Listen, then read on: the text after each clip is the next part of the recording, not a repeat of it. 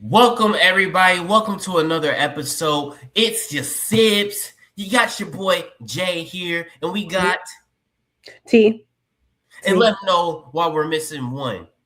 Wow. Well, as we told you guys last week, Brother D has a new baby, and so he is off being a great new dad to his little baby. So he'll be back with us soon enough. But yeah, right now we're giving him the space and time that he needs to be spending with his new baby. So yeah, it's all good.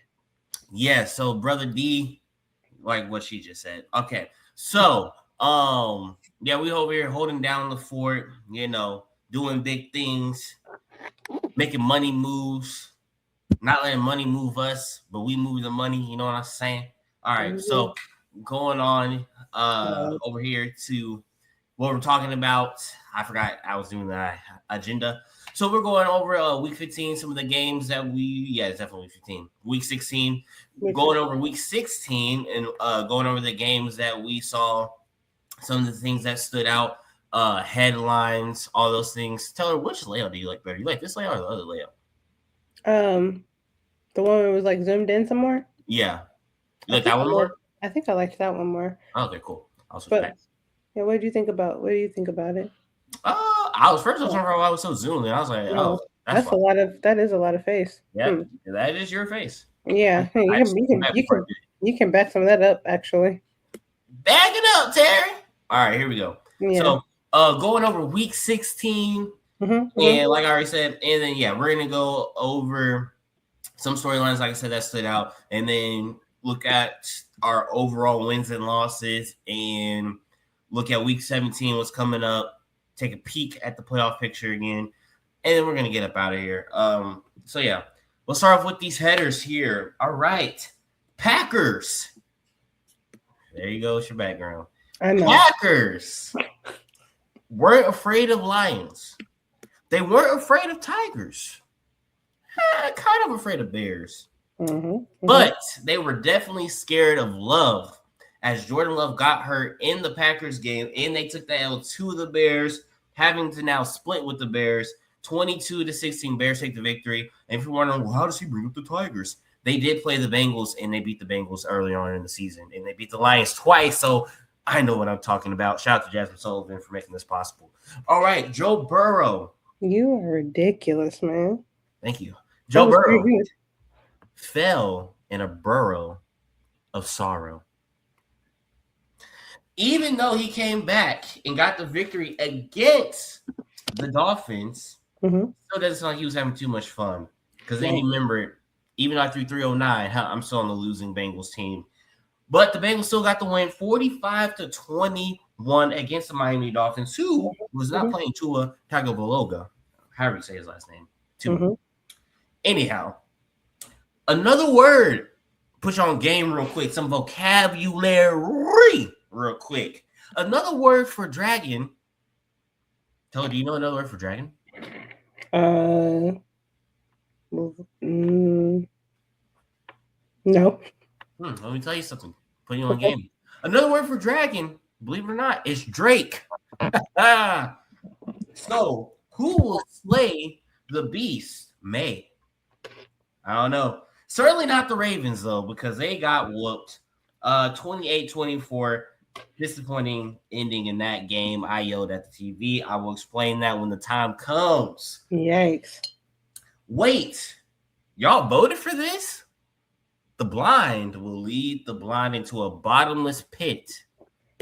If you didn't know, the Colts gathered some players of leadership, had a little leadership committee, and they voted to get Phillip Rivers on the team. But guess what? The 49ers came and plucked their eyes out because the 49ers got that W 48-27. It's not Phillip Rivers' fault. He's 44, people. He's older.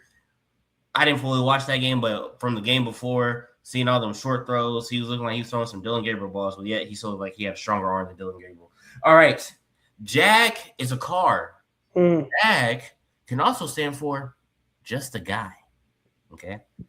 But it turns out that Trevor Lawrence lately has been more than just a guy, and it looks like he's coming with the full tank. You better watch out. as the Jags defeat the Broncos 34-20. You got to be careful. I don't know. This playoffs is getting dangerous, some might say.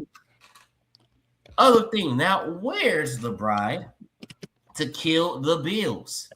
Because who did the Bills just play? I done forgot who they just done play. The Browns. Because they ain't killing no Bills. If you don't know, that's a Kill Bills reference. The character is named the Bride. And clearly we need her to kill the Bills. Because the Browns couldn't do it. No. All right. With all that being said, excuse me. We're going to be moving on to what game are you familiar with, T? Well, I was going to go down the agenda. We could start off with the Packers and the Bears.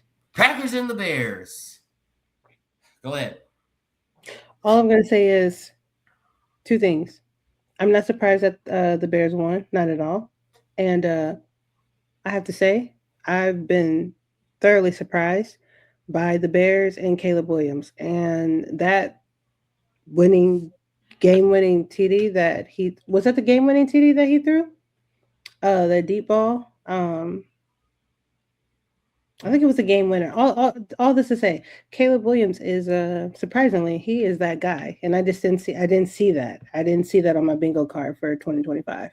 So that's it. But for real, I hate that Jordan Love got hurt, but honestly, I'm not. Along with that, and I'm not surprised that the Bears won that game. I feel like they possibly. I'm not surprised because the way they figured the Packers out in the second half of that, the first time they played, I'm like, I can see that. And then I know, too, the Packers also down Micah Parsons, so that could have also made a difference in the Bears' favor. But they got the win, and I'm glad they got the win. So, yeah, I know the Packers, they've been riddled now with injuries, not just with Micah getting hurt, but even before Micah, it's just Micah kind of covered a lot of that up. Micah counts for like 2 to 4 players, but with him being hurt, plus the like 2 to 4 players that they also had hurt, things starting to crumble, starting to show. Just not healthy at the wrong time. You at this point in time of the season, you wanted to be in the opposite direction where teams was getting healthy, but they are doing the opposite. And, it's part of the game. It sucks. It happens. Shout out to Caleb Williams, who has been progressively getting better throughout the season. And, of course, from last year to this year, but having a new coach that's a little more offensive minded, I think it actually believes in him, encourages him. It makes a world of a difference, and you're seeing it. I believe you see his confidence is growing, and that team is looking like a team, the Bears. And, yeah, I do remember that play because he threw the ball to DJ Moore, which was really big, too, because it was talk about DJ Moore and Caleb Williams not really connecting, but DJ Moore is supposed to be like the number one. It's like if you said Dak and CD weren't connecting, or you were to say Matthew Stafford and Puka wasn't connecting. Like, it's supposed to be like the Caleb Williams to DJ Moore. That's the type of caliber player he can be. He's supposed to be like a number one. DJ Moore, that is. So yeah, that was a good throw. I want to say it was up the seam. I can't remember. I do remember seeing it, and it was a big catch. I don't remember if it was up the seam. I can't remember the route. I feel like it was up the seam, but I'm not the homie to it. But, yeah, it was a good throw. Caleb Williams has been making those, like, wild throws, which was never really in question about his ability. The ability was him doing things on time, not being an awesome player, but things being done on time. Yeah. And you're seeing that that's also getting better as well. Yeah. So, but yeah, I'll say that's all I really have to say with that one. Like you said, the Bears did figure the Packers out the last game. Mm-hmm. And it's always a good game, a tough game. And it meant a lot, too, just because the Bears got dominated by Packers for, I was about to say a century. I'm tripping. Or maybe like about a decade, though, for sure. I won't say for sure, but pretty sure about a decade. And they play each other twice a year. So, they got beat by them like a ton. So, for them to get this win was also really big just for the culture. The Bears Nation stand up. Yeah. I've said it multiple times on this season on these podcast episodes. I don't like the Bears, right? But now, I'm starting to have a change of heart Because I'm like, they really that team. I'm like, and to see this progression all happen in the same year, Ben Johnson taking over. I mean, the Bears were trash at the beginning, straight trash. We're looking at the same old Bears. Huh? Looking at the same old Bears. Right, trash. So now to see them like all in the same season, this turnaround, them guys are locked in. I mean, yeah, the stuff I've seen Caleb Williams do in the last few weeks, I'm like, what? So I'm excited, and honestly, I'm excited for them, and I would not be shocked if the Bears made it all the way. It would be like it would be crazy, but at this point, I mean, they talk about the most improved team. Yeah. If we were handing out awards, I wouldn't be surprised if they really. I think I would be shocked if they got to the playoffs and didn't play well, and didn't finish. But if they were to make it all the way to Super Bowl, I'd be like, they did, they earned it. So we'll see. Mm-hmm. We will definitely see. Yeah. So let's just want to see real quick who they have next. They got the 49ers on Sunday night. Oh boy. That should be a good one. Yeah, it should be. Both, what, 12 wins, I think? I know 49ers have 12. The Bears got 12 or 11, I want to say. Yeah, let me see. Maybe 10. No, probably 11. They have, they're 11-4. Yeah. I think the 49ers just hit 12 with the win against the Colts. Yeah. No, it's still showing 11-4. You know what? That may not be right though.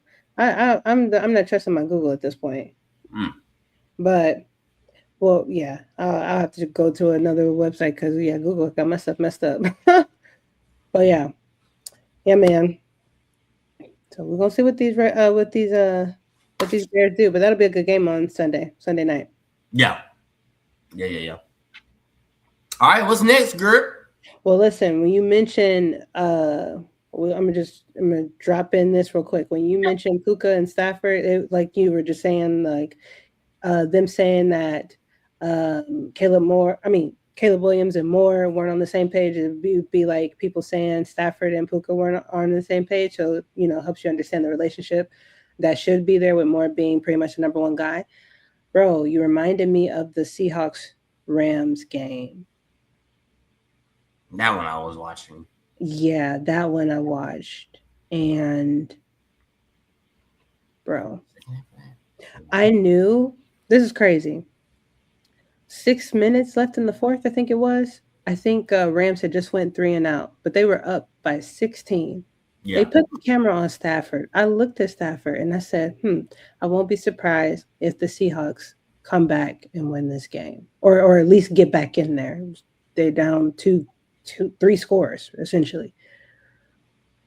If I'm not mistaken, next play, and I don't remember if it was 6 minutes left, but they were up by 16 at this point, because I had texted you and D. Mm-hmm.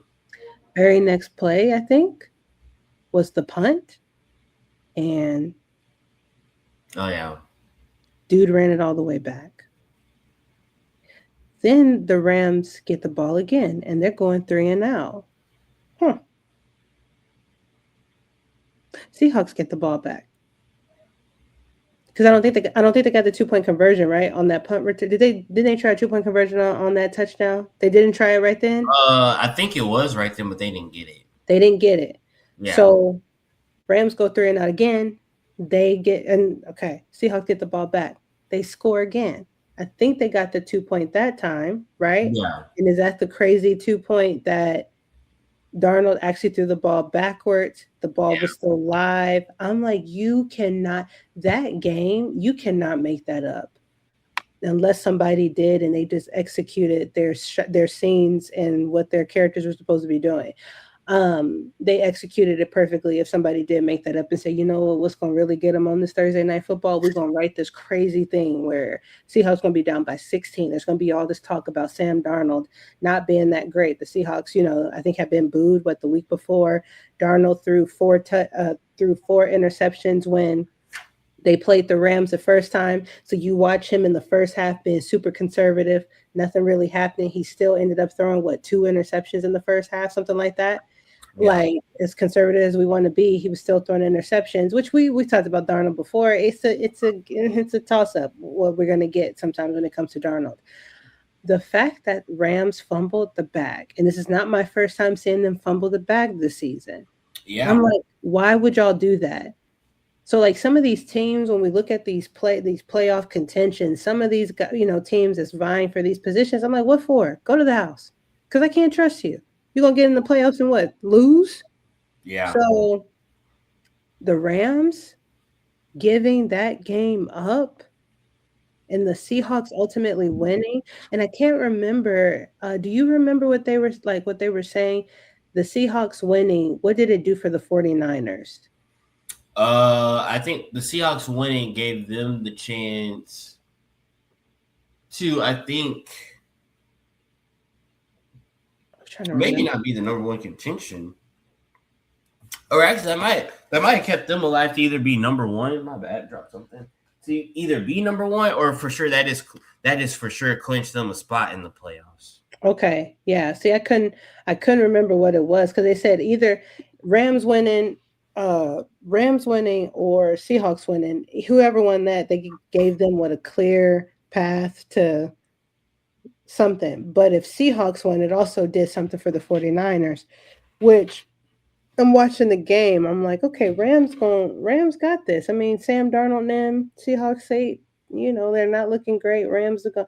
But it was something about when they put that camera on them, and it was almost like, I guess I had this thought, like, y'all are up by 16, kind of like don't get comfortable, or did y'all get, because you went 3-0 and you're up by 16, and I'm like, oh, almost like that. Don't get comfortable, or they could get comfortable and lose the game, or let these guys come all the way back in. That's what happened. Yeah. Bro, that game was crazy. Yeah, I will say, that game was crazy. I think I watched the whole entire second half, but I don't think that was a highlight game for me. I think I actually watched it. Mm-hmm. Yeah, I watched that one. Yeah, I was like, dang, like when Sam Darnold threw the picks. The picks, they weren't bad. Like, they were bad because they were interceptions, but what the Rams defense actually did, I was like, dang, y'all suck. Like, I had that boy out there, because one, or it's called sometimes they call the robbery. It just depends on the type of defense, like the vernacular that people use. But basically, you had the two people on the outside, the wide receivers on the outside, they ran slant routes. And normally that guy who was guarding the slot receiver will kind of scoot towards him because they see that they're running the slant. So he scooted toward. Well, he didn't fake it. He went towards them and went back to his position. So, like, in one sense, Sam Darnold read it right. It was just trickery. And then the other one, that was tough. But then the other one, I was like, all right, I think the defense, got the stop. So I was like, all right. So, all right, Sam, like, we good. We still got some momentum. Came right back to another pair. I said, all right. Yeah. But with that one, they had the defensive tackle replace the linebacker. So the linebacker actually went to go to rush the quarterback, and they had the D tackle actually drop back and replace the linebacker, and it was another slant, and he was just like right there for him to catch it. So it was kind of like, okay, the picks he threw, it was like a little bit of trickery, and things kind of like happened quick because they was getting the ball out quick, and so it was really just good defensive play calls, and they just made plays. Because the guy who's also got the interception, he was batting passes down, getting sacks, like causing pressure. That was like if the Rams was like, hey, Aaron Donald. Not saying this guy was like Aaron Donald caliber, but it's like they was like, hey, Aaron Donald, I need you to drop back in coverage real quick. That's kind of like the last person you expect to do it. Was it Kobe Turner? I don't remember who it. I think maybe number 91, I believe, for the Rams. I think that's Kobe. I think that's Kobe Turner. Okay, I didn't get his name, but yeah, he was having a game. He was a game record last night for Sunday night. He was the game. Was that Sunday night or Thursday night? It was Thursday night. Thursday night. Yeah, he was a game record. Man, he was causing havoc. Yeah. But man was causing so much havoc. I thought that was Scott Summers' brother for a second. But I was like, dang, man was making plays left and right. Yeah. So but no, yeah, that was a good game. But then the thing was just like, all right, Sam Darnold going against a gotta have it game. Plus, it was the Rams. I think he was 0-3 against the Rams at this point. Like he struggled against the Rams and stuff. But and not just 0-3 like this season, like including last season and all that. Yes, last season like with the Vikings and then this season. So but yeah, no, he just struggled. And what I did like to see that he didn't like quit. It wasn't like the whew, man, we already know we about to get. We hit playoffs. It's an important game, just like you did last year when they could have been number one in the division. They were playing for something, didn't do it. And then that first playoff game was ghost and terrible. Oh, gosh, yes, it was horrible. It was nice to see them. Not nice to see them. It was nice to see him finish. Yeah, it was looking bleak. I mean, it was like, oh, anybody lose these narratives down. Yeah, it was looking bad. Yeah, it was terrible. He was not great, but in the moment, he was great. In the moment. Yeah. Which was good. So he came through in the moment. So hopefully they can get to a moment in the playoffs and he'll come through again. Yeah. Hopefully so. Because the Rams, I think they just got lax, like they did against the Eagles. That's the Eagles. That's the other game. That's the one I was talking about. I'm like, and of course, Eagles. Because that was the game where the Eagles' offense was what? Trash, and then ended up going off out of nowhere in the second half, right? Yeah. So I'm like, I don't know what the Rams' problem is. Like you said, if they are just getting lax, if they get comfortable and thinking, oh, we got this, because the teams are playing. More than anything, one of my biggest takeaways from this season so far has been adjustments. Adjustments made in the second half, made for the second half. We've seen that with Dallas, make adjustments on the defense and come back out when they were winning a few weeks ago, not talking about the last couple of weeks prior to that, when they were winning and giving some of us some playoff hopes. Those jerks, but they were making adjustments. I've been seeing that in college football, these teams figuring things out, coming back and making adjustments. So I'm like, the Rams, I don't care how somebody has played in the first half. Who cares? We got a whole nother half left. And this is where all of it counts. But you need to solidify a win, right? So they fumbled that bag when they played the Eagles. There was no reason for them to lose to the Eagles that week. And frankly, it was no reason for them to lose, in my opinion, based on how they were playing. And what that defense was doing, like you just explained, that defense was destroying the Seahawks. Like you said, the coverages, the trickery, it was masterful. Who was calling? Does McVay call the defense? No, I think Sean, he did offense for sure. He does offense. Well, the guy who was calling that defense, stellar. So I'm like, with all of that on top of the offense actually being productive, there's no reason why the Rams lost that game. But I'm telling you, man. Go ahead. No, I'm just saying, when they put that camera on Stafford, I'm like, oh, that'd be crazy. Crazy. They lose again. Next play, touchdown on a punt return. Yeah. And I think that was the Rams' first punt too in the game. Ooh, I didn't know that it was their first punt. I think. Don't hold me to it, but okay. But go ahead. Say what you about to say. My bad. No, I was just gonna say, especially like you don't lose a game where Puka Nacua has 225 receiving yards. You just when you go look at the stat line, you're not gonna be like, oh, they lost this game. No. I didn't even know that. I did not even know that stat. So that's insane. Oh yeah, Puka went stupid. Yeah, I mean, I saw him going on. I just didn't even realize he had accumulated to 200 yards. Well, yeah, he had a little more than half. I want to say a little more than half of Stafford's yards. Staff threw 457, and not a single interception. There was no fumble. They just didn't finish. Yeah, and that's why I'm like, when it comes to them, I would rather. Yeah, they've been winning, but Rams are inconsistent too. Yeah. So I'd rather them don't go to playoffs. Like at this point, forget taking 3 out the West. Just take 2. She has spoken. 2 out of the West instead of 3 because the Rams are going through ramifications. I mean, well, but here the reality is though, when it comes to the West, Rams are shaky, Seahawks are shaky. 49ers have navigated through a lot and still 11-4. They have weathered the storm.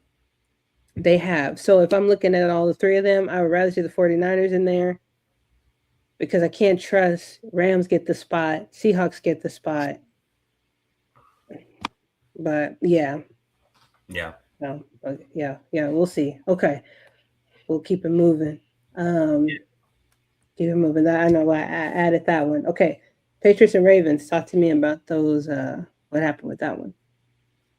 What made you yell at the TV? What you say you're going to tell us? You know, I don't like uneducated people. I have said that before. Okay. I believe I said that while we were recording. Okay. Drake May he did not play a great full game, but second half, like the offense just came alive. They, were doing their thing. Marlon Humphreys is at this point a name. He's not that guy. Okay. I've seen him time and time again get routed up on Madden and in real life, getting scored on. And what people always say on Madden, bro, that's Marlon Humphreys. Yeah, he's not that guy. He's not Fruit Punch no more. He earned that nickname because he really started knocking that ball out of people's hands and stuff, punching out like they do to Derrick Henry, who also fumbled. Again? Yeah, he fumbled in this game. What is wrong? Does he get nervous? Like, what's wrong? The Ravens are a fiasco, and it sucks because Lamar was playing. He gets hurt with his back. He slid, or it was either his back or his rib, but he slid, and the dude kneed him in the side, or it was in his back. Just trying to get him. Not, nothing dirty, nothing crazy. It was just timing and everything. But maybe I think it was his back, like a pinched nerve. He couldn't finish. He tried, couldn't go through. Yada yada yada. Of course, having Lamar, granted, knowing who Lamar is, yes, that would have helped, but that's not why they lost. The defense did not come through. Oh my god! And then it ended up being a 3-point game. Was it 24 or 27? No, I think you said 20. I thought you said 28, 24. 24. Okay, so it ended up being like a 4-point game. Yeah. But the thing was, they had the opportunity to stop them on defense, and Nate Wiggins, number 2, his corner, he read the play, knew the slant was going to happen, and he dropped the interception. And this is a common thing on Madden. When you're supposed to get that turnover and you don't, the player, he finna score or she finna score. They about to score on him. And that's what happened. He didn't get that interception that would have sealed the game. Scoring on them. Now, granted, their offense still got out there on the field and they had a chance. And this is why I yelled at the TV. And I was kind of just biding my time before I had to say it. I don't think Zay Flowers is educated as a NFL football player. What did he do this time? He fumbled. What? Again, okay. Listen, man, listen. And I can tell you how he fumbled and why he fumbled. He fumbled, well, not because he's an idiot, but because he's kind of an idiot. But it's not he's an idiot, but it's just you got to understand situational awareness in game situations. He caught the ball, beat the dude on a drag, quick, twitchy guy, trying to make people miss. He made the guy miss. He tried to do another move. Well, the other defender came from behind him. Keep in mind, I say he ran a drag.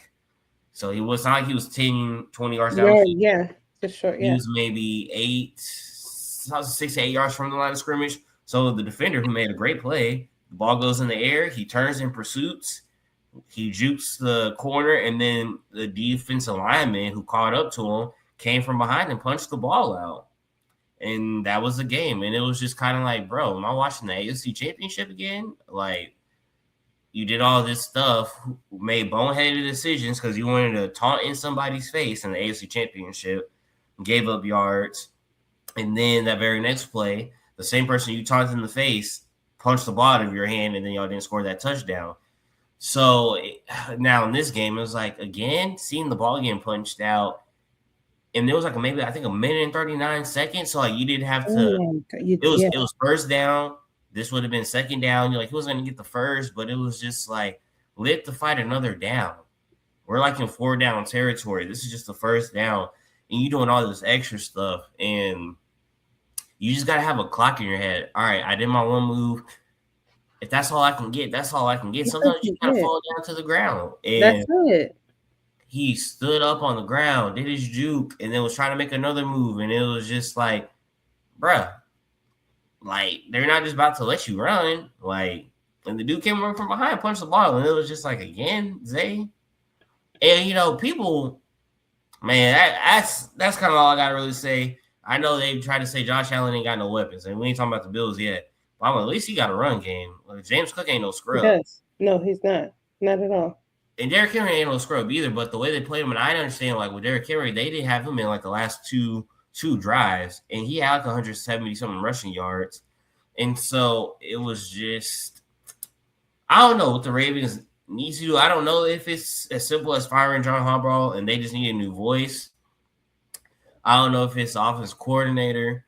But it's just like the Ravens got a lack of direction. It's like not even with Lamar being in, just like the lack of direction. Right.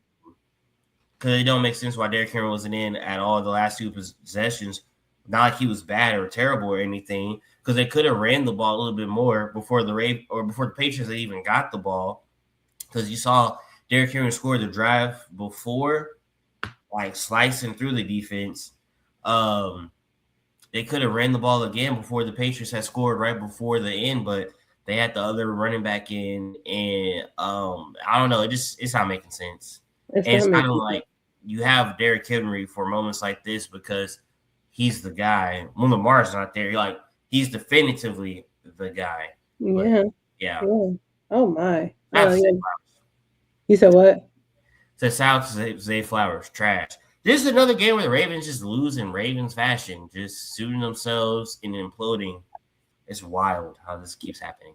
Yeah, it's really wild, and I'm confused, man. It doesn't make sense. Had a lot of expectation for the Ravens this season, especially them coming back after the AFC Championship, and but I'm like, this is really insane. And then like everything they did in this offseason, you would think who they have on paper, everything looks great, but they have not been great.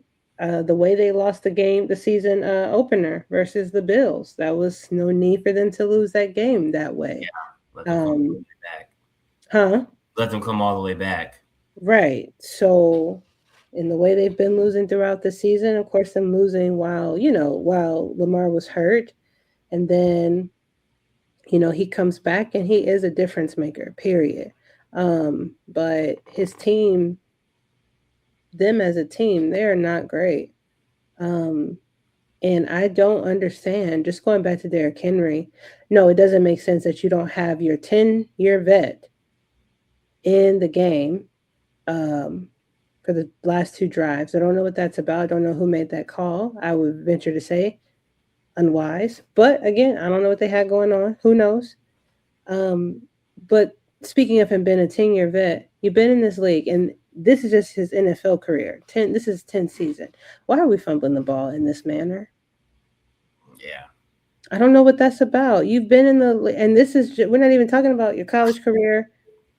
You playing in your previous years playing 10 seasons, 10th season in the league. Why are we still fumbling like this? Zay Flowers, 3 seasons in the league, fumbling. Then you got 3 fumbles on the season. Who? Zay Flowers? Yep. Yeah. So I think that was number 3 right there. Haven't gotten a single one back. Yeah, I don't know what's going on with the Ravens. They just need to go ahead and just sit the rest of the season out and just try again next season. Yeah, hopefully Marvel won't play no more. Just rest up, dog. get healthy, get ready for next season. Yeah. Yeah.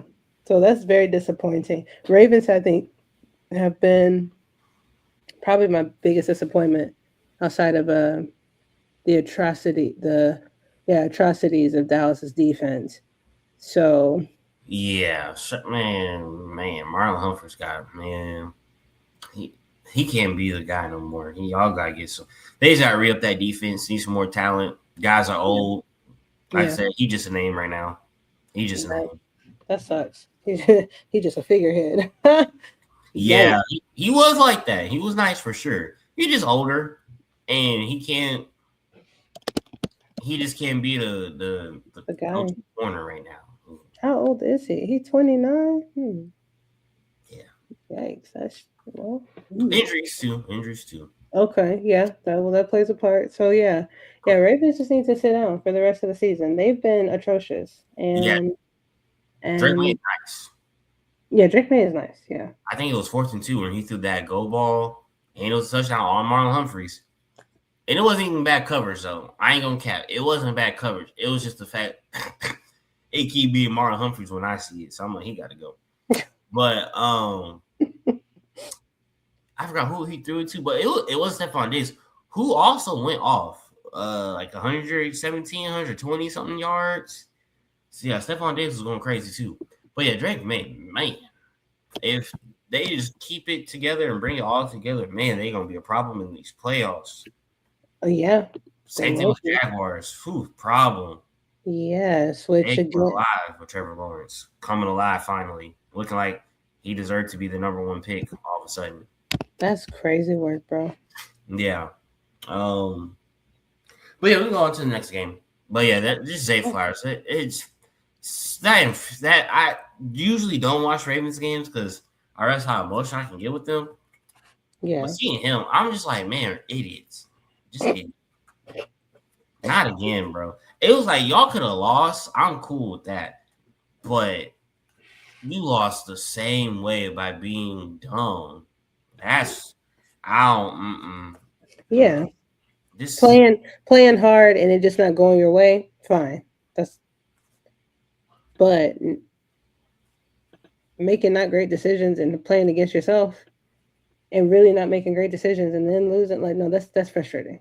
That's really frustrating. Yeah, and it's the fact you lost the same exact way. Yeah. Yeah. When it mattered. When it mattered. You did in the playoffs. When it mattered. Yep. Talking about how you would have went off. Yeah, it's whatever. He ain't no real number 1, but yeah, 3 years in the league. Yeah, bro. I don't know. Guys, I would take before him. Yeah, I'm sorry that they did you like that, bro. Yeah, and he not bad. He ain't trashing them, but he just gotta make better decisions. He got to grow up. Yeah, immature. Got to grow up. Yeah, he not number 1, but he is there. And I mean, like I don't know nothing about his personal life, but just growing up on the field, just growing up. Sometimes some of these guys just have to grow up, and when they do, the way they play the game definitely changes. Yeah, for sure. So yeah, he still got some growing up to do. Because in that Bengals game, which I think we talked about, him extending his arm and them calling that OPI on him. And that would have been a move on. Okay, all right. I forgot about that. Yeah, so that's sorry. Yeah, so but just bad decision making. So he's just got to grow, got to get his football IQ up, and like the dude beat Lamar throwing you open. Yeah, you over here your arm all the way. Yeah, because he had the guy beat. He definitely had the guy beat. So you have to know that. But that also, if he didn't know he had the guy beat, that also means there was a lack of awareness, right? Exactly. Was slow. Yeah. Yikes.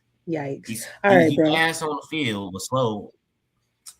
Yeah, that's not good. Yeah. Browns versus Bills. You want to talk about that fourth quarter? Both of these topics, bro. You take a deep breath. This one was tough, man. This one was tough because you're watching. You're like, I ain't gonna lie. If you was a Shador hater, mm-hmm. There's a game I could pick. I might pick this one. See, I told you couldn't do it. Yeah, all that. Okay. No, I think the first two quarters, he wasn't good. It wasn't really good at all. But okay, it wasn't all. It's not all on Shador. Mm-hmm. Because Granny will put things in perspective. But his left tackle was dog water, like just straight doo doo. I mean, I know they're Browns and they're the dog pound, but I don't even think dogs want to drink that water because that boy was buns. But I'm like, he was under duress. So it's kind of like, yeah, Shador sucked. You didn't know football, but like if you got to really watch, that whole line was just struggling. But that left tackle was getting the works. Like, you know, when you go to a restaurant or like some type of cafe and they have a drink or like some food, it's called the works. And you kind of like, ooh, what's this? The works. That's what that was. I was like, ooh, what's going on? The works. I was like, hey, the works. I see. Yeah, so that was rough. But what happened was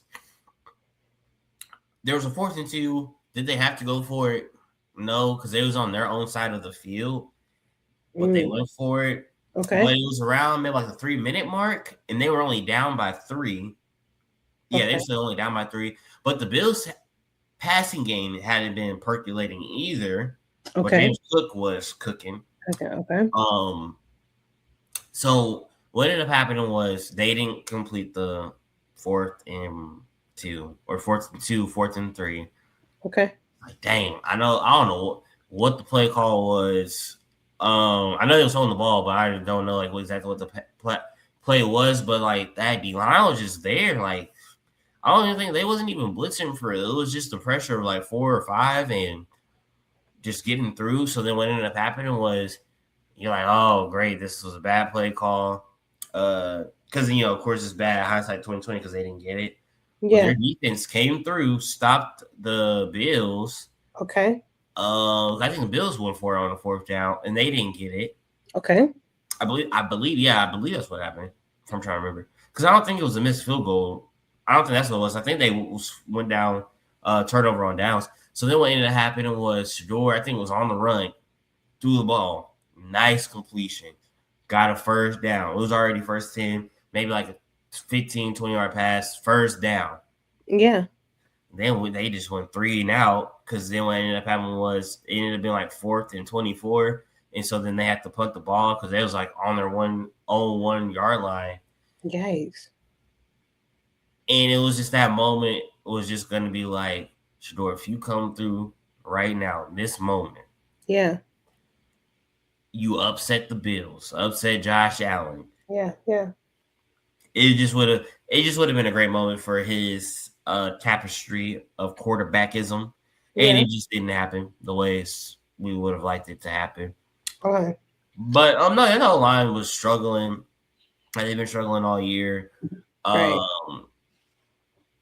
Did Shador miss some throws? Yeah, but at some points it was like 2nd and long, 3rd and long. You try to look down the field, let plays develop, but they just wasn't having the time. The Bills D-line was just too much for the Browns O-line, and they was coming through. Like I said, I didn't watch a lot of the game. I didn't watch highlights, but I did come in like that tail end, like the last 4 to 6 drives, and holding my breath. Maybe Shador come through. Would have been able to, and he wasn't. Yeah, that's tough. That's really tough. It was close too. Josh Allen over here making a Hercules play. Man was running, scrambling, and then he just flipped the ball. They had been doing good all day passing. He just flipped the ball to his guy because that's what happened.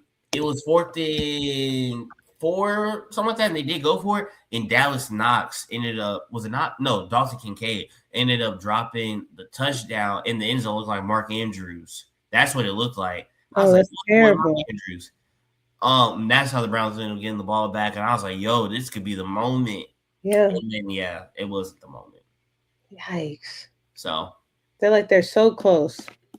Yes, close, but no cigar. Yeah. But I do like Shador did defend his coach. Yeah. What was said in the press conference. I saw that. He was talking about, this is a problem. We got to speak life. Y'all trying to, pit us against one another, these type of questions. We want to do our job, do our part, but y'all keep trying to put us against one another, yada, yada, yada. And that to me just doesn't look like, just going back to the draft, That doesn't look like someone who did terrible in meetings and had earbuds in and didn't know how to talk to people. So. Right. Yeah. Doesn't sound like the guy like you just said that they talked about not being great in the interviews, being Yeah. arrogant, don't want to go to certain teams. That what I'm saying looks and sounds a little different, especially how he been conducting himself in them interviews. No, seriously, yeah, that was a great answer. I was actually Yeah. thoroughly surprised by. I was like, oh wow, that was a really good answer to that question. Yeah, it was well done. Yeah, not even him defending the call. I'm like, of course that was a good call or whatever. He just didn't say like our coach believed in us and we didn't come. Nah, it was just what he said about why y'all ask these type of questions. I really like that. He said, "Speak life." That's Yeah. life is the power of the tongue, and those who love shall eat the fruit thereof. Proverbs 18:21. So I really that caught my eye when he says, "Tell them to speak life and stuff." And that's the problem. I was like, "Oh yeah, the media is the issue for sure, but a part of the team too." I'm like, "Don't y'all want us to be better?" Like, yeah, so no, yeah. But they, media trying to get their clicks and get the people, get the story. Oh, Shador said this, or whatever. And I'm like, no, it's not about that. So yeah, he handled himself well, and he's been, speaking. He's been covering his coach really well, as well. And it's like, despite what has gone on in this season, whether Stefanski, you know, has been what appears to be blatantly not a fan of Shador, or if that's just how the cookie crumbled throughout this entire season. Nonetheless, Shador has done extremely well with still respecting his coach, um, at least publicly, but still definitely publicly respecting and honoring and covering his coach, regardless of what has happened. So I respect that. You know what I mean? yeah, Definitely respect it. Yeah, but that response to the press, to the media, was fantastic. So yeah. Well, thank you for explaining that. And I yeah, mean, for real, Bills only winning by 3 points. You know, we'll just say Browns don't. They haven't been rather going down without a fight. So I'll give them that for sure. yeah, Yeah. Okay. All right. Oh, okay, I'm all in the blur. All right, just really quick. DK Metcalf and the fan. Troubling. Troubling. He's gonna let me take it over. Okay. yep, So um yeah, more on it than me. yeah, just a little bit, just a little bit. So we saw if you saw out there that Metcalf got into it with I guess a Lions fan. Yep. Um that there was an exchange of words, and then you see DK Metcalf punching the guy. Um Very strange situation. Um Metcalf, the guy, the gentleman, believe he stated that he had called DK Metcalf by his actual first name, and I guess that's what he was saying was triggering the situation. However, Metcalf told um, Chad Ochocinco that the gentleman had called him a racial slur. Whatever the case is, Metcalf threw a punch. It is not good for him, especially. Metcalf has been suspended for 2 games, and I'll get all of the details about what he has to pay. But he has been suspended for 2 games, and prior to tonight, the the suspension was in question, right? So because he was going to appeal, and however, in his appeal, if the NFL held up the suspension, he would then also, on top of what he has to pay, on top of being banned for 2 games, if the suspension was upheld after his appeal, he also forfeits between 40 to, because I've gotten some different numbers, but it's anywhere between 40 and 45 million of his guaranteed money. So prior to us starting to record, we found out that the suspension was upheld and he has forfeited 45 according to this one story, um, well, like I said, 40 to 45 million in guaranteed money, and that is that is tough. So, not great situation.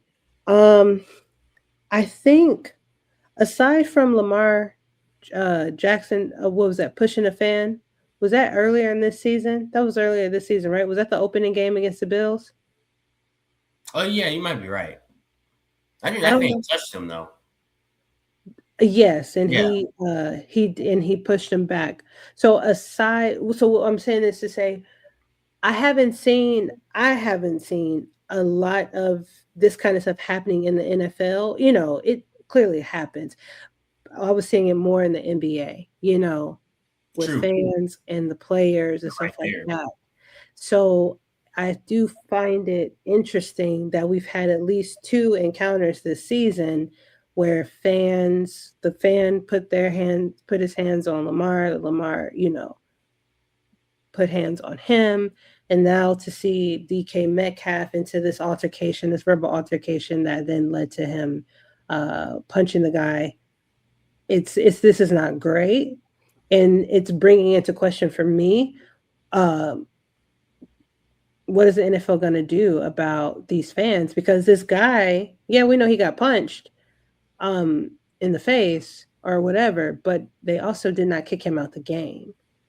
So, what is the NFL going to do about making sure uh, these types of situations aren't happening and aren't allowed to happen? Yeah. So, you got any thoughts? One thing is like, so he did play for the Seahawks, so I can see how maybe he possibly has some history with the guy. With this guy, yes. Supposedly there's some history there that he had a situation with him before, and he, again, this is allegedly, and of course I'm hearing these reports secondhand and nobody really knows what happened. So he allegedly reported that to the Seahawk security at that time. So Yeah, so I think there's a lot wrong and not a lot right. As mhm. far as DK Metcalf, I don't know what was said.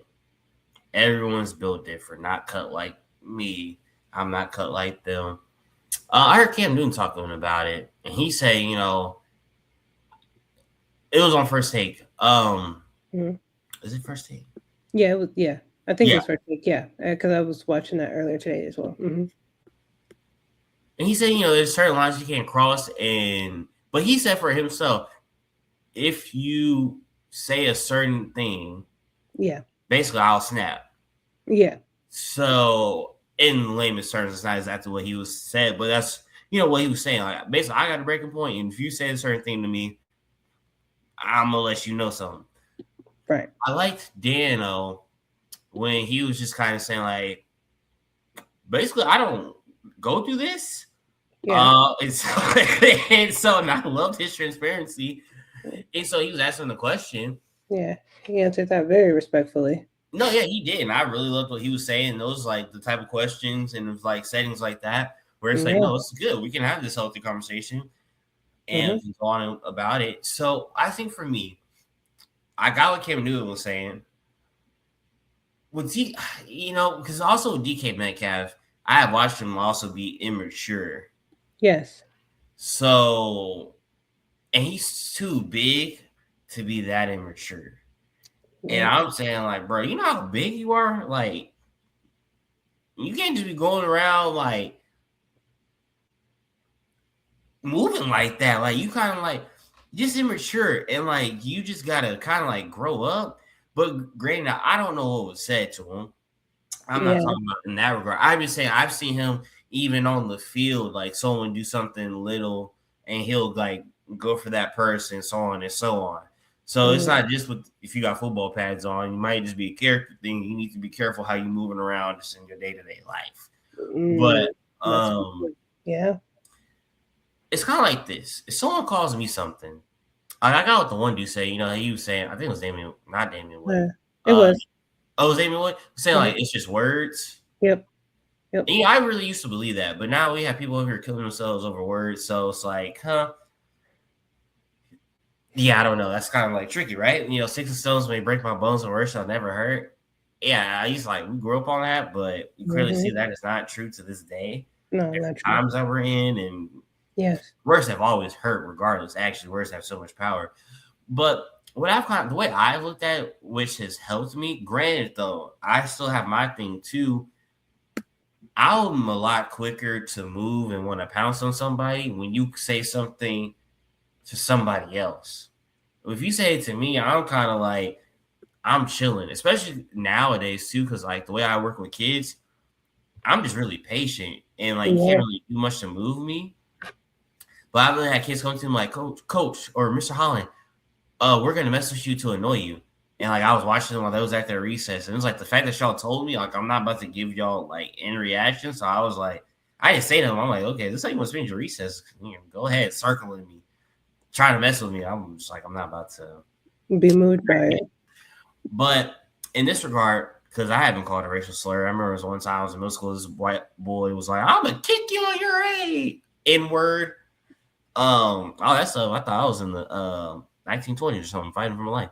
Anyhow, I was held back by 4 or 5 different people, but now I've matured, and yeah, I was a kid. That was a big difference. I was a kid back then. Also, I didn't like that kid. I was really just looking for a reason to pounce on him. Anyway, I feel like now that I'm older, let's just say a person comes to me and calls me the N-word, whatever. If I attack them in one sense, I feel like I'm acknowledging that I am the N-word.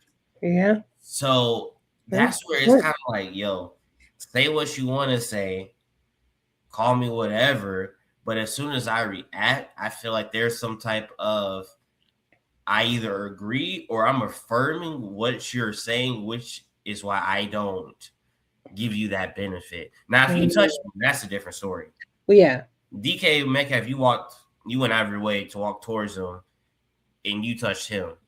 That's a little different. Now, if you just saying stuff, kind of like they do say, it's just words. I just don't want people to have authority over me and have power over me. And that's why I also don't just initially attack people just because they say something. Like I said, if I attack them, then I'm kind of affirming or I agree, or there's something you said that triggered me, and I'm affirming those words that you just try to speak over me. So, yeah. Yeah. No, I got you. Yeah, I think it's just not a great, like you said, there's a lot of, what'd you say? A lot of wrong. Yeah, a lot of wrong and nothing really right. Yeah, because I'm like, okay, if the guy did say what, he allegedly said, then of course that's terrible. We know this, right? But like you just said, DK walking over there, going out of his way to, say something, put hands on. It's just not great, right? Yeah. And the fact that it now affects, of course, it affects his life, but it also affects the team. Because now he's out for the last 2 games, and they're trying to make a playoff, run. Yep. And regardless of, he's still a vital piece of the team, right? So now he's suspended for these 2 games, and he had to pay $555,000 out of his salary, and then now he also loses the $40 million. That's a lot of money, and it sucks, right? It also sucks that his reputation precedes him, right? So yeah, you already have some bad, situations on your track record. And again, going back to what you said about growing up, and then you are into it with a fan, right? It's just not a good look. So am I surprised that the NFL held it up? No, I'm not surprised that they upheld that suspension. You know what I'm saying? Because I'm like, if you already have a little bit of a track record, reputation already precedes you. Yep. So it's just certain things, unfortunately. And I'm not saying DK, none of us know what happened. I guess until if DK talks, I don't know.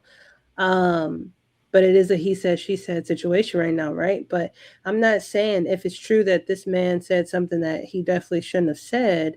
I'm not saying that anybody's supposed to just lay down and take that, but it's just, we all just always go back to it's just better ways to handle it, because We just have to be very careful about how we, and people in general, I'm just talking about everybody. You have to be careful of how you respond in that moment. You got to take a breath and stop and think, because now you look at the ramifications of it all, right? Yeah. You lose the money, you know, money lost at your salary, money that was guaranteed to you now forfeited. Insane. Um, that's a lot of money to lose.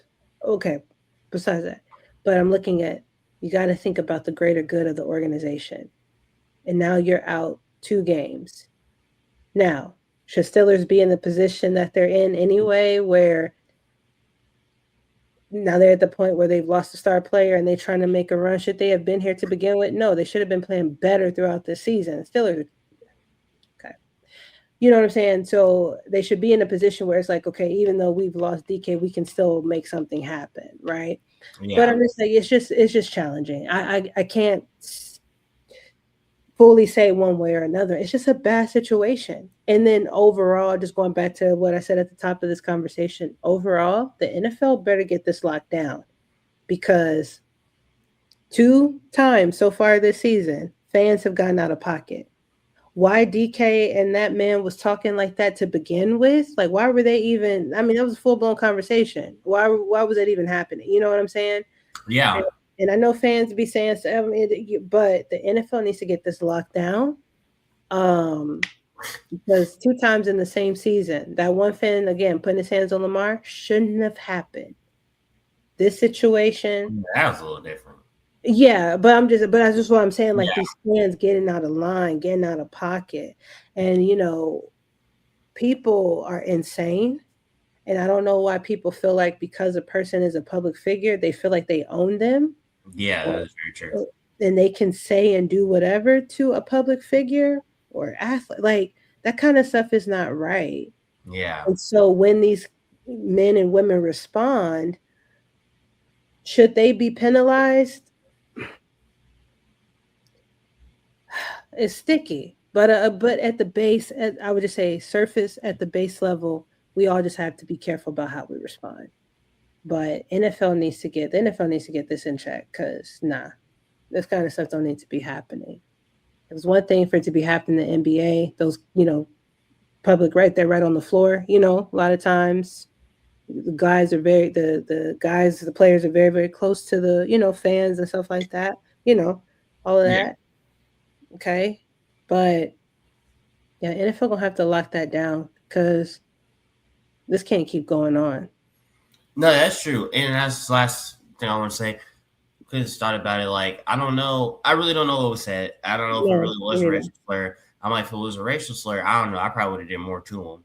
Like, you already strong. I just would have drug him down on the ground and also. That's what I'm thinking. Well, I And got then on my devil as a sucker hat, and I don't know if they can see my shirt. My shirt say Yahweh, so I gotta remind myself of the clothes I be wearing. So, but that's what I'm right there too. That's a big man. I mean, we would have just pulled him down from the heavens. He would have been on that field with me. So yeah, so I'm not saying like, because kind of like his reaction was like a little delay. He was grabbing, then he punched him and all that. But it was like, did he really call you? I'm not saying it's true or not. Did he really call you racist slur? Because I don't know if it was. I'm not saying you should have did more, but it was just kind of like, I don't know, because I don't know. it's just weird. I'm like, it's just weird because this guy also knows he can get under your skin. I mean, he was doing his team a favor.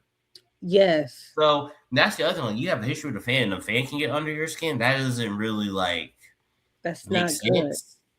That's not good. That's like me being on the football field now, and I play against someone. Oh, bro, you got punked by a fan. I ain't worried about you, and I'm lined up against him at corner or something.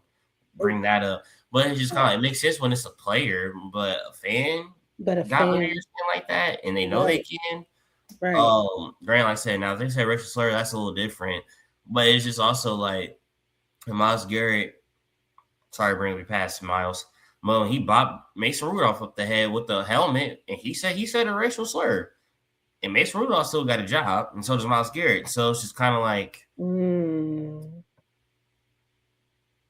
was there really a racial slur, Yeah. or like with DK Metcalf? If you already have history with this guy, was you really that mad, or is it like, man, I never got at him last time, Yeah, So was you true. riled up about the other times and whatever he did you just go Right. for him? I mean, the way Miles Garrett, I'm just saying, the way Miles Garrett reacted, I can believe Mason Rudolph's You said said something out of pocket. something. Yeah. Mm-hmm. Yeah. I mean, this man was going through two linemen, grabbed the helmet, and said, "Nah." Like, I don't know, you can't make that like, it was this little delay. Kind of like, boy, you know you talking to? I'm a grown man. Like, kind of he was putting him in his place, and then like a little quick one. Yeah. Well, I feel like you call me Yeah. a what? Yeah. Just I'm saying, Yeah. but Yeah. It would be some different. I would have kept my Yeah. money. I would have thought that through. Yeah. I catch you another. I won't even do that because cameras follow me. People know who I would be. Absolutely. Yeah. Yeah. I don't know. That's a little interesting. Yeah, it is, and yeah, you're right. It's very interesting. Don't know what was said, and I'm like, yeah, what really happened? So, but yeah, suspension has been upheld, and that man has lost a lot of money. So yeah, it's just a bad look for the NFL. They need to uphold it because that's just a bad look. it is a bad look. It's a bad look. Yikes! All right, so we're just gonna transition. They Talk. still lost anyway. It's what They still lost anyway. the Lions. Oh yeah. But that was just a good point you made about a fan and a fan knowing can get under a player's skin. Yeah, that's really not good. Yeah, WTU. Because I'm like, that's ridiculous. Yeah, it's really not good because I'm like a fan getting under your skin. So that's why I'm like, what would really happen and what was actually said? I'm like, how you know this? Like, what's really going on? Yeah. Like, he owe you some money. Like, what's happening? Yeah. So. But if it's just a fan just got under his skin, yeah, that goes back to what you were saying just about the growing up aspect. So like you said, fans are doing their job, being jerks and trying to throw you off your game. So yeah, exactly. And now he throwing you off 2 games, and hope your team make the playoffs so you can be back on the field. If not, that was your last time on the field for the season.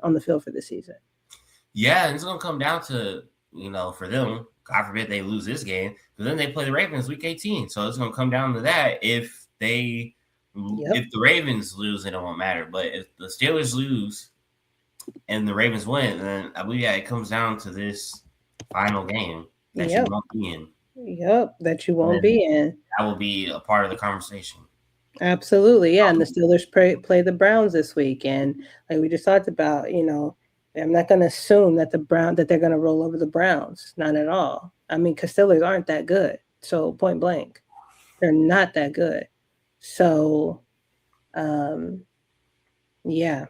So, well, speaking of that, was what the playoff picture could look like and who needs what. Keep going, T. I'll be right back. You're doing great. Talk to me about the playoff picture, and then we'll go from the playoff picture to our picks, like how we did overall, and then we can wrap it up. Here, I'm gonna share this screen. So just approve the screen share for me. Gotcha. Okay, there we go. Yeah, I think we were done with the games. So yeah. Okay. Be right back. Okay, cool. So in looking at the playoff picture right now on the AFC side, we're looking at the Broncos being number 1, the Patriots being number 2, the Jags being number 3, Chargers are at number 5, Bills are at number 6, and then we have in the hunt the Steelers and the Texans. We also have a few people on the bubble, which, man, this is really crazy. The Colts have a 3% chance of even getting into the playoffs, and then we have the Ravens at a 9% chance. I mean, the AFC North is horrible. It's just atrocious. So it's really insane how these teams have been playing, and teams that I would have expected to dominate in the AFC North have been far from it. So yeah, it's looking like I think out of all of these, especially those in the hunt, I'm looking to see the Texans get in there for sure. I think it would be great to see them and get in there. So We will see. And then as far as the NFC goes, the Seahawks sitting at number one. The Bears at number two, which we talked about them earlier, being just surprised by them altogether. So, hoping for them to do good in the playoffs. Eagles number three, and we see that the Eagles actually clinched the NFC East this week with the win that they had against Washington. And the Eagles, I just don't even want to talk about them. The 49ers are at number five currently. Rams at number six. We already talked about them, and we'll see if they can stay in there or will they fumble the bag. Then we have the Panthers and the Packers in the hunt, and yeah, the Panthers they're not a team to dismiss, I would say. On the bubble, we have the Lions and the Buccaneers, and the Buccaneers have hurt my feelings like a lot. So, but they still have a 50%, 57% chance of getting into um, the playoffs. Uh, when we, what'd you say? Daggone Bucks. I know that's I'm like they have hurt my feelings, man, like a whole lot.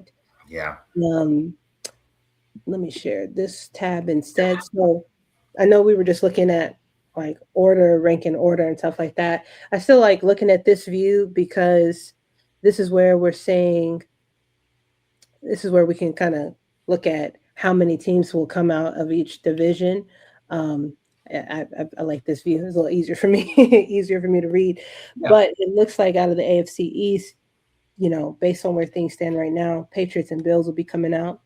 Um, AFC North, as I said, it's atrocious. It's still like we just talked about. Ravens are still on the. I think we said on the bubble, so Yeah.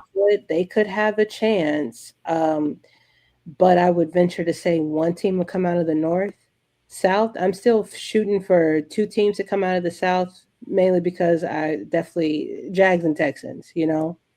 Um, but we will definitely see. And then the AFC West, I am shocked by the Chargers still holding on. And I would say two teams out of the AFC West, and I would go Broncos Chargers on that. So, I'm looking at this. The seven would be Patriots, Bills. Yeah, don't know. Jags, Texans, Broncos, Chargers for the AFC. Any thoughts on that?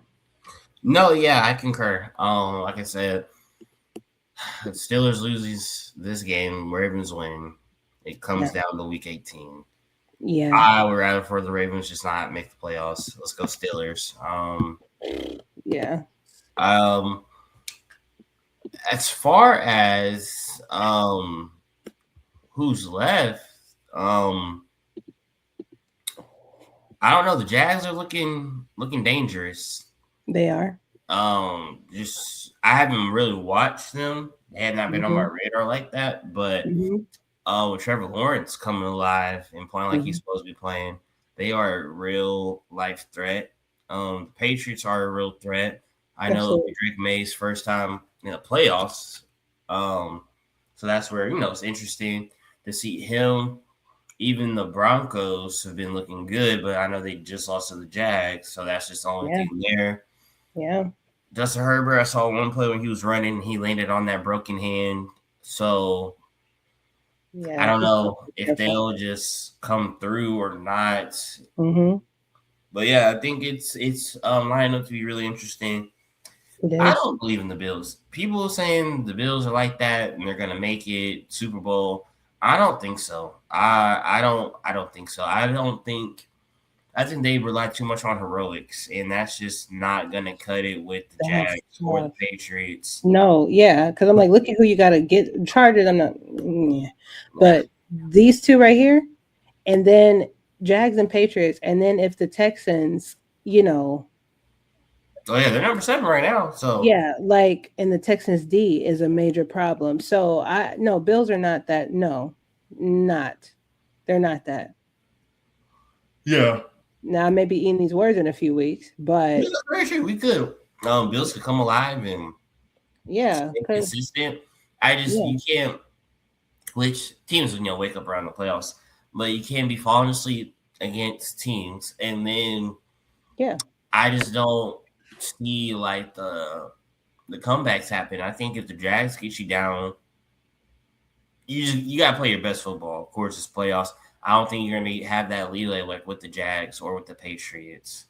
I don't. Yeah. And maybe not even the Broncos, but the Broncos have shown you don't want to be in a close game with them because time and time again, even though they didn't do it this past time, but time and time throughout the season, they have right in the second half team. So right. whereas kind of the Rams are the opposite, where they've been more like a first half team.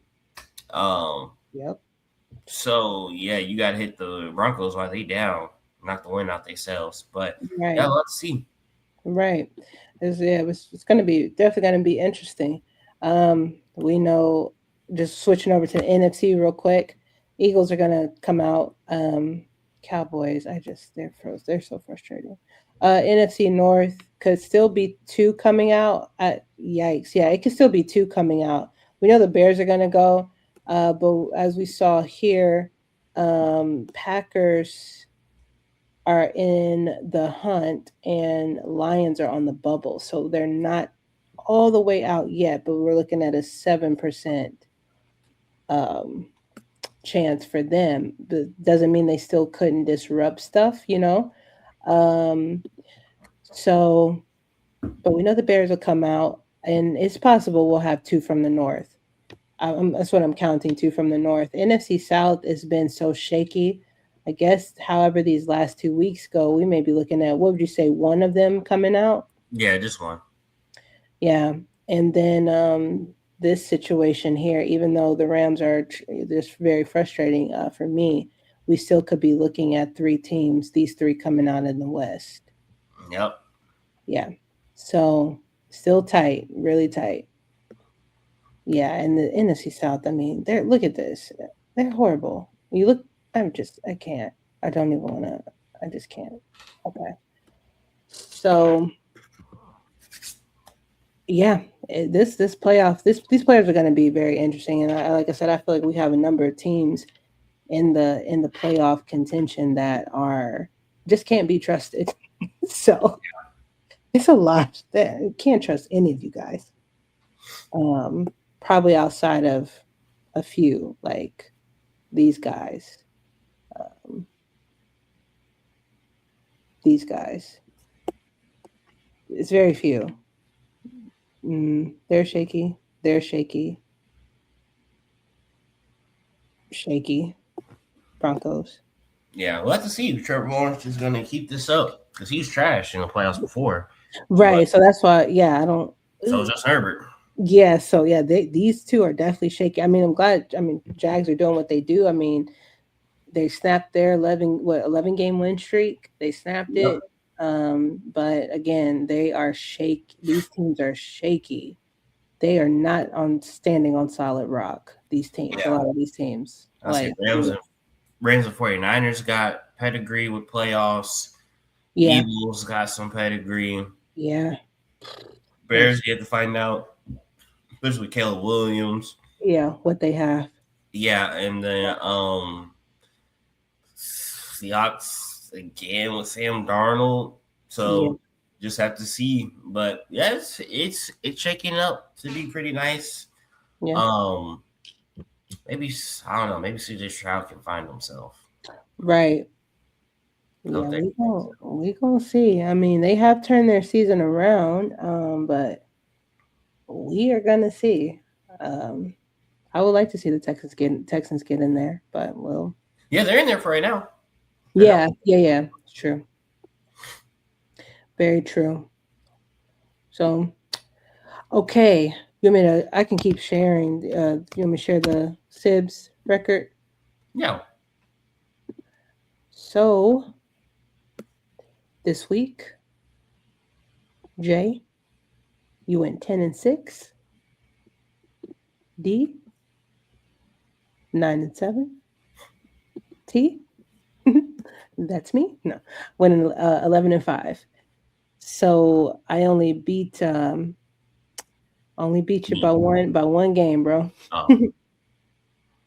Like this week, but ultimately, yeah, me and you are tied 137-102. Yeah, 137-102, and D is just a game behind 136-103. And I mean, D has made a major comeback. So this is close. We got 2 weeks left. This is close. What you gonna do, Jim? I'm gonna do what I do. Win, baby. Win. Oh, okay. Okay. I see. Yeah. So you ain't never scared. Never.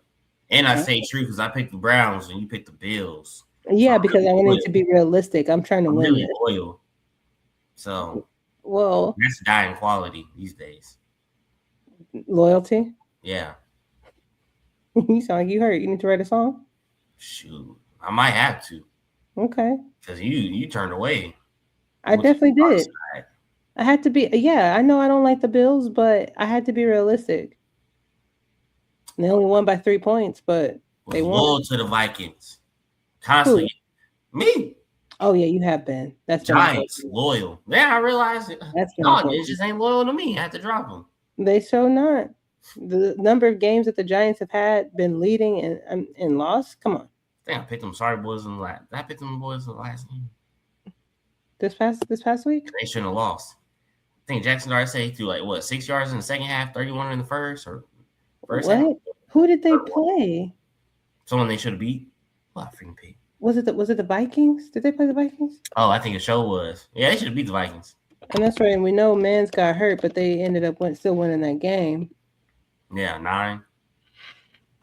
Oh yeah, 16-13. Ugh, trash game.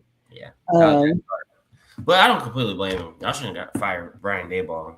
No, they shouldn't have, because I'm like, it clearly wasn't a coaching issue. This is a systemic issue. Yeah, and then you fired the dude that wanted him, so it was right to develop him. So right. So what's that going to look like next season? Yeah. Okay. All right.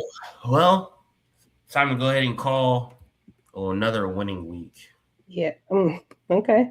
You want to share now? Yeah. Okay. Let me. Oh wait. There you go. Okay, go ahead. And I'll type things in, and then I know D will get his picks in when he can. See.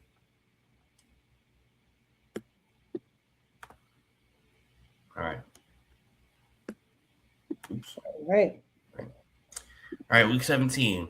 Cowboys versus Commanders. I'm going to go with the Cowboys. They should be. Is Mariota still playing? Yeah, because if he's still playing, and Dallas's defense is horrible. Hang on. Did Mariota get hurt, or is he good? I think we're up in the air about that. Okay. Yikes. Because depending on who's at quarterback, Mariota's a vet. You know what I'm saying? Yep. So they saying Josh Johnson prepares to start for Commanders against. I got Cowboys. They compared to Josh Johnson or Jeff Driscoll. Yeah, I got Cowboys. Oh, and they play on. Oh, that's right. They play on Christmas. They play on Thursday. Yeah, week game. Okay, I'll take the Cowboys. They're very irritating to me. I got the Lions versus the Vikings. My bad. Oh, you ready for the next game? Okay. Yeah, the Vikings suck. They do. So, okay, yeah, Mr. Loyal. Okay, so Lions. Okay, yeah, Lions. That makes sense. I'll blow to Jay Jettis and JJ McCarthy trash. Right behind, constantly getting hurt. Yeah, that's troubling. This is his second year, right? JJ McCarthy? Yeah. Well, yes and no. It's his first year really playing, but second year because he got hurt his first season. Yeah, that's what. Yeah, so it's the second year in the league. Yeah. Okay. Yeah. All right. Who's next? Broncos, Chiefs. I got the Broncos. Broncos. Easy work. Because who are the Chiefs at this point? Mahomesless. Yeah, I'm like, without Mahomes, who is that team? I don't know. Okay. Retire my boy, Kelsey. Texans versus Chargers. I got Texans. Easy. Yeah, I'm gonna refer the Texans on that one. All right, go ahead. Ravens versus Packers. 2 hurt quarterbacks. Okay, so I was looking at this earlier. Huntley. Hang on. Ravens. QB, and then who's coming in for Jordan Love? That's the other thing. Jordan Love may be playing. Oh, that's right. He could be playing. I guess his backup is Malik Willis. Oh, okay. But let's look at. Well, okay, so their backup is Tyler Huntley and then Cooper Rush. I think Cooper Rush is the third string. That was such a dumb pick. Yeah, no disrespect to Cooper Rush, but he does not fit that team. To me, I'm sorry, let me say it like this: it looks mismatched. You know what I'm saying? It don't seem like how you can look at some players, and whether it's football, basketball, whatever, they look like they match the team. They fit as their fit. Yeah. When I found out that Cooper Rush was going, because he doesn't. I would say he doesn't play at the speed that the Ravens do. You know what I mean? No, I know exactly what you mean. He can't run. Yeah, and they don't got weapons for him to be. No, that's not a good fit. Right, it just didn't look right. Buns, huh? Their wide receivers are buns. Right, and they should be great, but I like Rashad Bateman though, but he was just injured. He had injuries. He really should be the number one, not Zay Flowers, but Bateman is healthy. I do like Bateman. Yeah, Bateman is good. I think I'm gonna take the Packers on that one. I mean, if Tyler Huntley play, I'm gonna go with the Packers. Typical. Who are you going with? Loyalty. Going with Baltimore. Huh? I said I'm going with the Baltimore Ravens. Okay, gotcha. If I find out that Jordan Love is playing, my pick will be changing. Okay. Bucks versus the Dolphins. That's kind of. I'm gonna go with the Bucks. I keep choosing them, but I'll go with the Bucks. If they hope they don't lose to the Dolphins, but I mean, are Dolphins still gonna start Quinn Ewers? They should. I think they don't with Tua. They need to be. I'm going Bucks. Okay. Wait, I lost it. Okay, Bucks. All right. What's next? Patriots versus the Jets. I got the Patriots. Oh, that's easy work. Yeah, Patriots. Same. Okay. Steelers versus the Browns.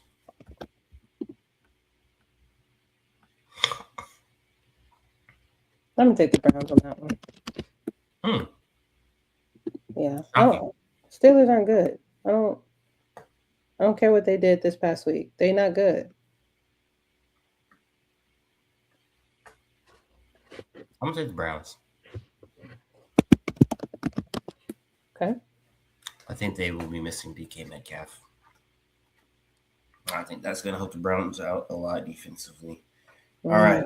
Jags versus the Colts. So I got the Jags. Yeah, I'm taking the I don't want to see Phillip Rivers in the playoffs. You said what? I don't want to see Phillip Rivers in the playoffs. I know. It would be wild if he burst a bubble though, but the Jags bubble, but no, I'm gonna go with the Jags. He very well could. Yeah, this is how this season started. Jonathan Taylor has become like a non-factor. Yeah. He's still a factor, but like he's a non-factor. Yeah. It's been a complete turnaround for the Colts, man. Yeah. Pretty sad. Yeah. They started out 8-0 and they are now 8-7? Let me see. Oh yeah, let me see. What are they? What are we at? They're on a losing streak. They are. Yeah, 8-7. I mean, yeah, 8-7. Yeah, that's really tough because them going on that 3-game lose streak when Daniel Jones was still in there, and then the injury, like that's really sad. It's tough. Yeah, pretty impressive. Imagine winning 8 games in a row, and like this is our year. So losing 8 in a row. Yeah, that's kind of cool. Yeah, it's really messed up. It's really sad, and it goes to show again how quickly like things change in this league. Yeah, True. All right. Saints versus Titans. I got the Titans. That's what I was thinking. I bet you were. I don't Saints like could your win that one, attitude. though. You said what? I said Saints really could win that one. I thought they kind of turned things around. Yeah, they definitely could win. Who did the Titans? Didn't the Titans just win? Yeah, they just blew the Chiefs out the water. Yeah, the cheat that don't count. Yeah, well, yeah, we know that the Gardner Minshew not even playing. He got hurt. They like on their third quarterback. yeah. So yeah, I'm gonna take the Titans to beat the Saints, but I'm fully aware that the Saints could definitely win that game. Fully aware, strongly aware that they could win that game. Okay. Seahawks versus the Panthers. You said who? Seahawks versus the Panthers. I got Seahawks. They need to win. I got Panthers. That will officially put the Bucks out of playoff contention. Yeah. Panthers are a sneaky team.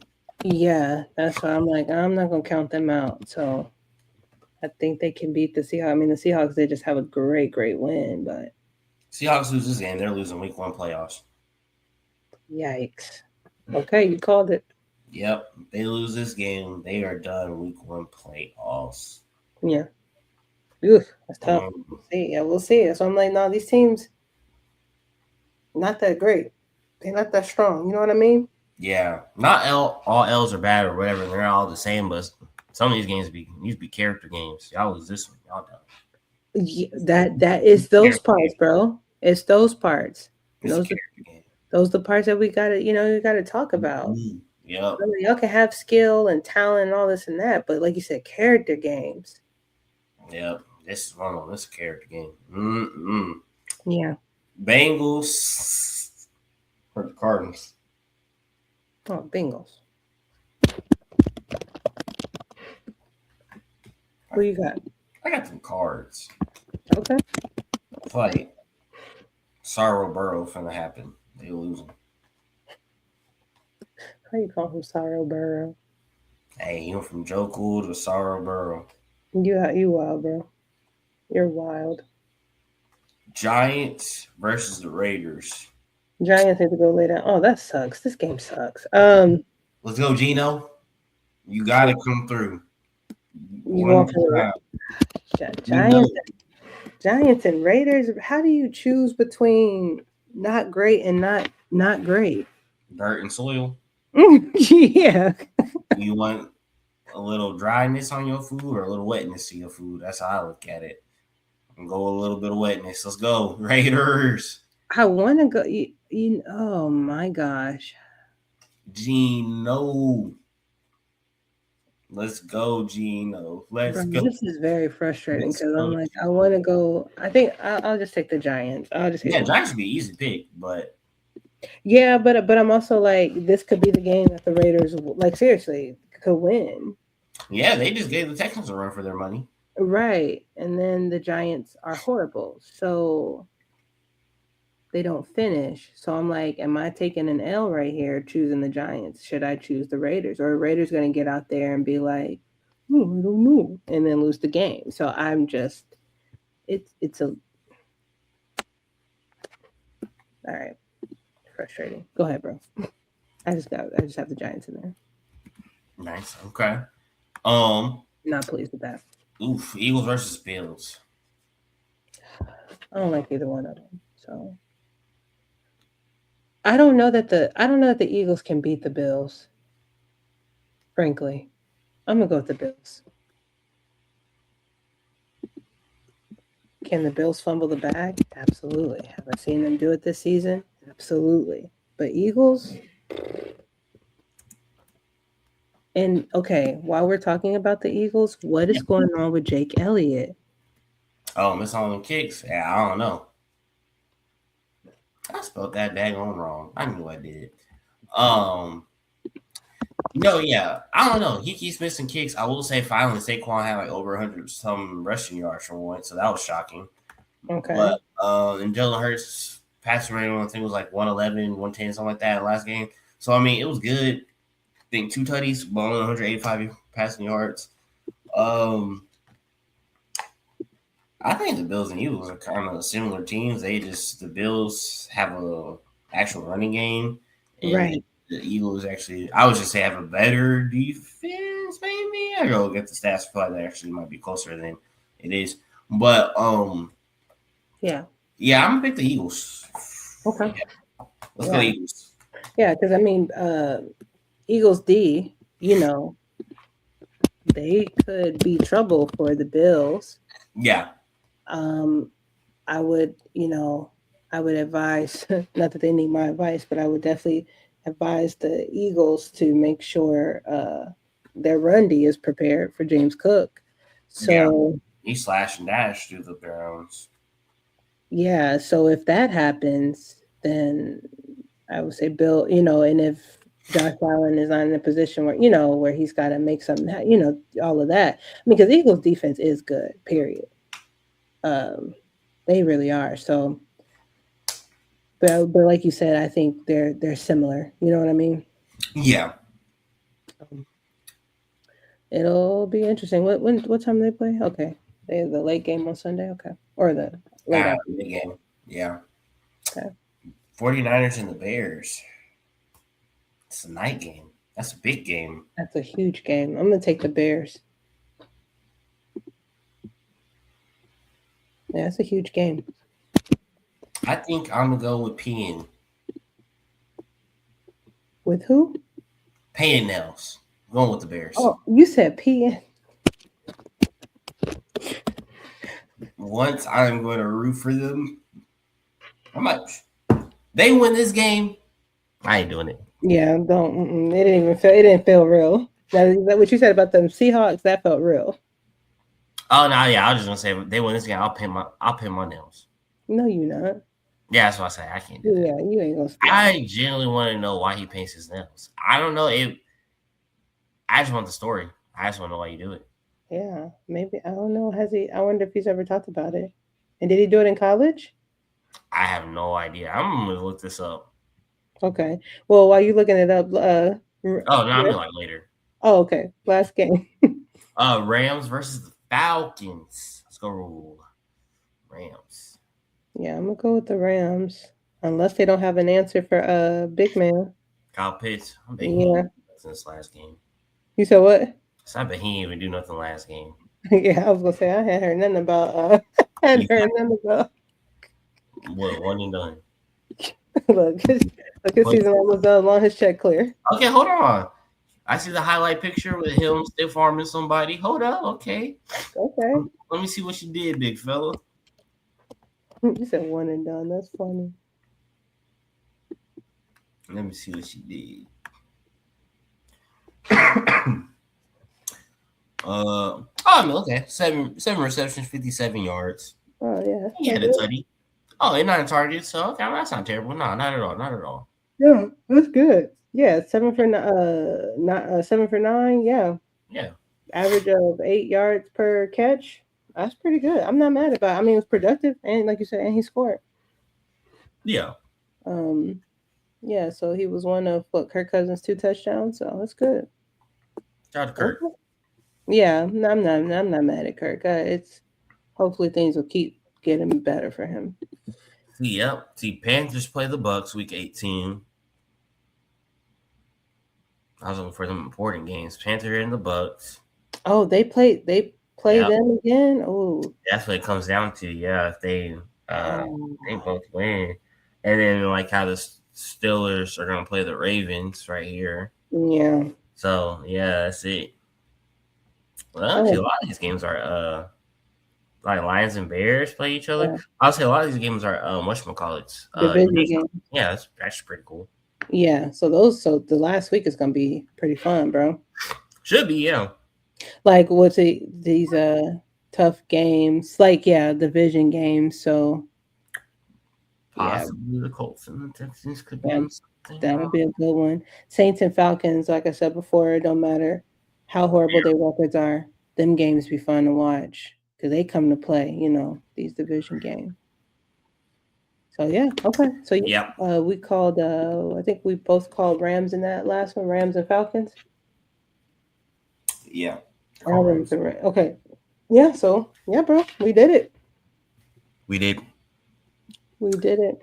In an hour and basically 40 minutes. Yeah, we did it. Yes, Good we did. Come again? That's a good conversation. Yep. Good conversation. Way to stay awake through the conversation, T. Good job. I know he's a little tired. I don't know what she went through today. What she had to fight against. If there's something you want to share for the young people out there or for Black women empowerment. Oh, okay. Well, we support women on this show. Right. Even though we do speak it boldly in sports, we are a good sport and let the I was going somewhere. Being a good sport and letting people have their say.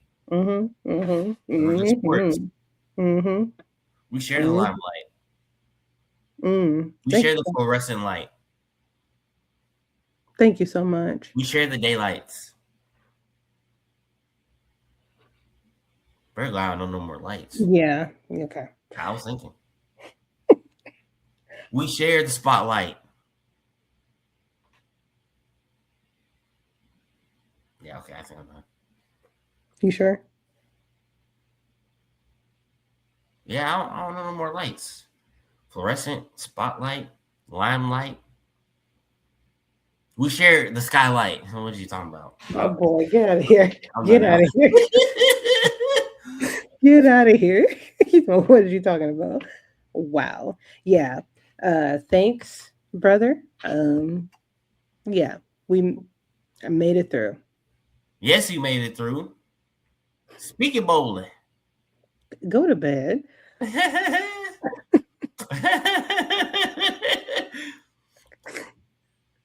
You are wrong. Huh? I said the mouse is getting a little low, but I said I ain't gonna call her out this time. It was a few different times. Yeah, it was. But come on, man. Come on. You made it through, baby. You pushed through, baby. Yeah. All of that. Yeah. Doing it. Okay. I didn't know you had seen that, but God bless you. Yeah, we all saw it. It's recorded. I ain't editing the my list or they're wider and open. You're such a little brother. Just so great. Yes, I'm scrumptious. Delicioso. Okay. So all of that. Thank you so much. But this has been a great time. We covered week 16. Got 2 weeks left in this regular season, and then it's off to these playoffs. So yeah, we're closing in. And hopefully I keep my winning record this week and keep, taking off so I can win this whole thing, Oh, sister, good sister. Make sure I say this correctly. Okay. This is your episode 5 of Star Wars. Your last hope. So, yeah, no. You're looking at the winner. And I'm not talking about yourself, because I know you can see yourself. I'm going to be specific with a K. You're looking at Jay, the winner of this whole thing. No, it's not. You're not going to win. Wow. I wanted to stay loyal to the team, certain teams. I stayed loyal to you. Yeah. Like the Browns when Shador got in. Like the Ravens, time and time again. Yeah. That was unfortunate for you. So not only will I win overall, but I win in character. I was going to say, you get to do so because with your heart and loyalty. I get it. Loyalty. That's a Kendrick Lamar reference. Yeah. I did not turn away. But you know what, sister? This right here? You see this? This is called light. You know what? You see that? You can't see? You see me a little bit? Guess what? Even for you, Dwayne, for sinners, people who are looking for redemption, all of that, the light is still on for you. so you can come back and return like the prodigal son. That's where I was going with it too. Yeah, because I'm trying. Seems like someone needs to get back in their Bible. Because I'm leaving the light on, like the good father. Thank the Lord for salvation, for his sacrifice, for loving us so much that he gave his only begotten son. Yes. Don't worry, I'll send you some scriptures. You're out of pocket. You're so out of pocket. Oh yeah, I'm just yapping, yo. Yeah. Thanks for letting me yap. But yeah, no, the lights are on. You can always come back. Don't let yourself out there, kid. Thank you. Yep. I appreciate all of that. Yep. All right. Well, guys, thank you so much for joining us this week.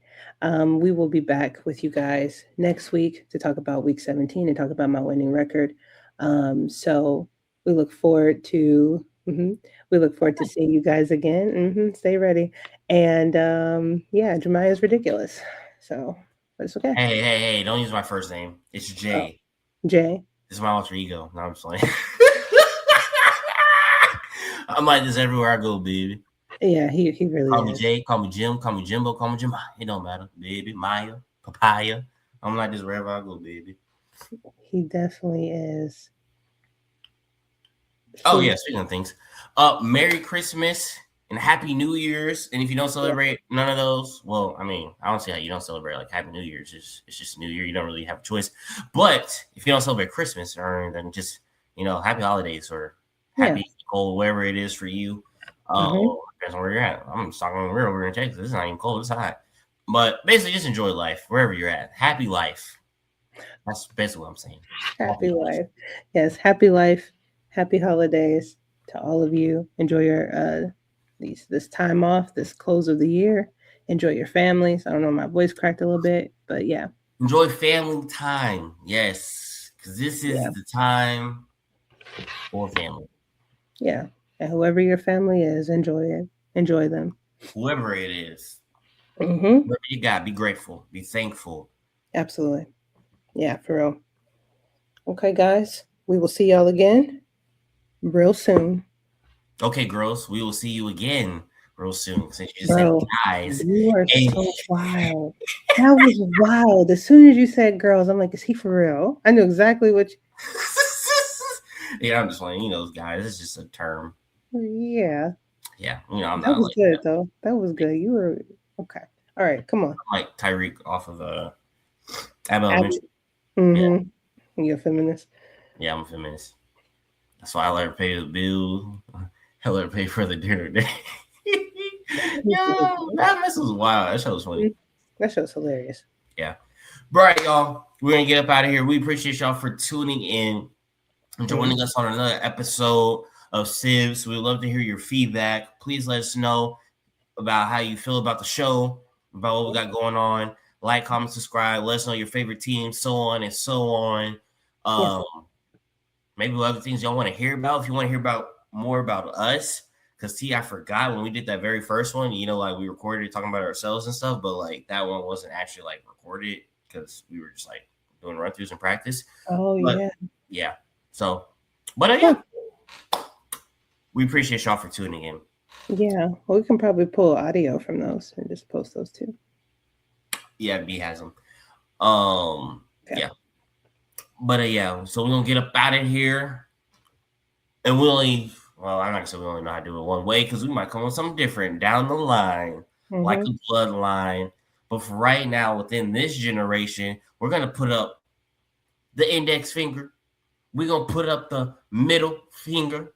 I was trying to figure out how to roll my F, and we're gonna hit y'all with the finger. Oh, okay, I'll get there, and we gonna get up. And we gonna get up out of here with the peace. We see the ashiness between our fingers.